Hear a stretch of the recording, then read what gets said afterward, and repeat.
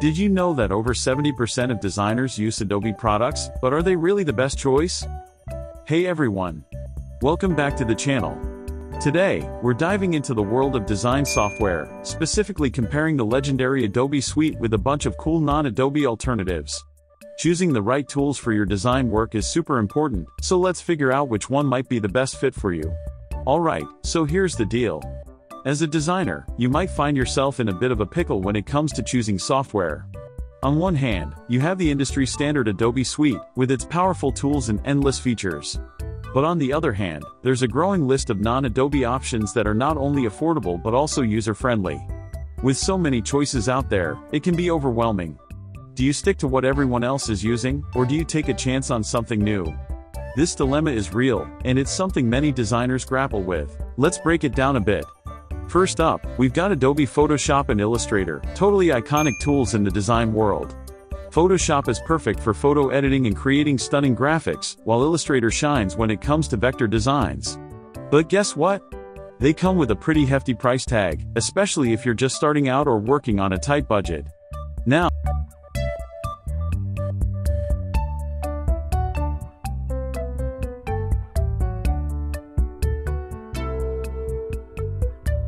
let's talk about some non-Adobe options.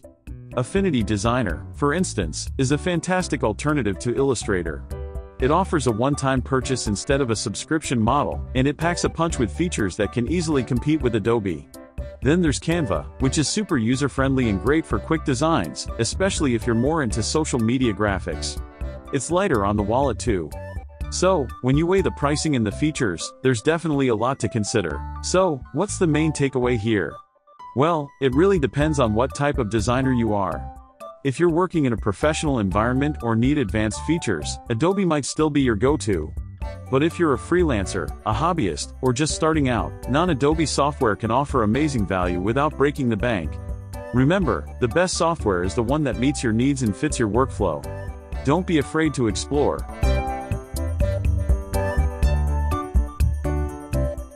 To wrap things up, we've looked at the strengths and weaknesses of both Adobe and non-Adobe editing software.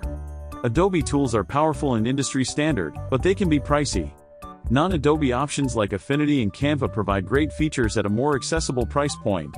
At the end of the day, it's all about what works best for you and your design style. Now, I want to hear from you. What's your preferred design software? Drop your thoughts in the comments below. And if you enjoyed this video, don't forget to check out my other design-related videos for more tips and insights. Thanks for watching, and I'll see you in the next one.